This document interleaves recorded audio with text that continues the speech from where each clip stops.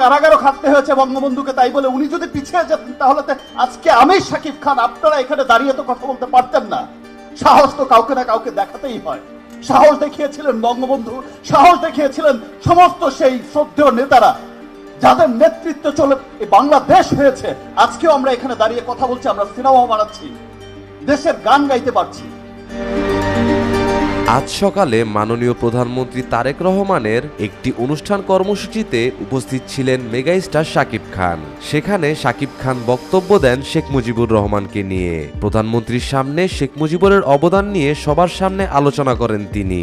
শাকিব খানকে যখন জিজ্ঞেস করা হয়, আপনি বর্তমান প্রধানমন্ত্রীর সামনে শেখ মুজিবকে নিয়ে কিভাবে বক্তব্য দিলেন, উত্তরে শাকিব খান বলেন, আমাদের বর্তমান প্রধানমন্ত্রী অবশ্যই পারদর্শী, কিন্তু সে তো এখন নতুন। আমি সবসময় নতুনদের এভাবেই উৎসাহ দিয়ে থাকি।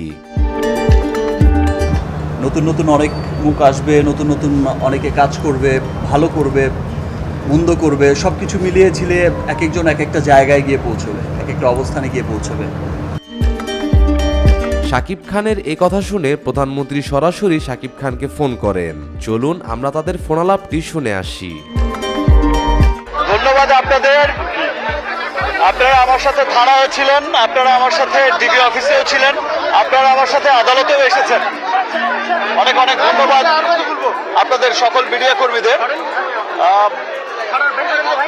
মহামান্য আদালতের কাছে যে মামলাটা করার পরামর্শ আমাকে থানা দিয়েছিল বা বলেছিল, আমি কিন্তু কোর্টে মামলাটা অলরেডি দায়ের করেছি, চাঁদাবাজির মামলাটা দায়ের করেছি।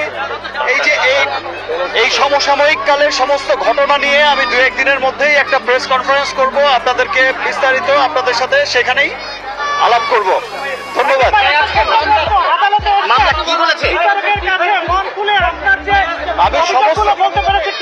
আমি সমস্ত কিছু মহামান্য আদালত কিন্তু দেখেছেন এবং আমলে নিয়েছেন। আমরা সবাই খুব আনন্দিত এবং হচ্ছে যে আমরা অচিরেই দু একদিনের মধ্যেই আমি একটা প্রেস কনফারেন্স করব, সেখানে ডিটেলটা অবশ্যই অবশ্যই অবশ্যই আমি আশা করছি যে মহামান্য আদালতের কাছে আমি ন্যায় বিচার পাবো। অভিযোগটা কি দিয়েছেন আদালতের কাছে? আদালতে অভিযোগটা কি দিয়েছেন?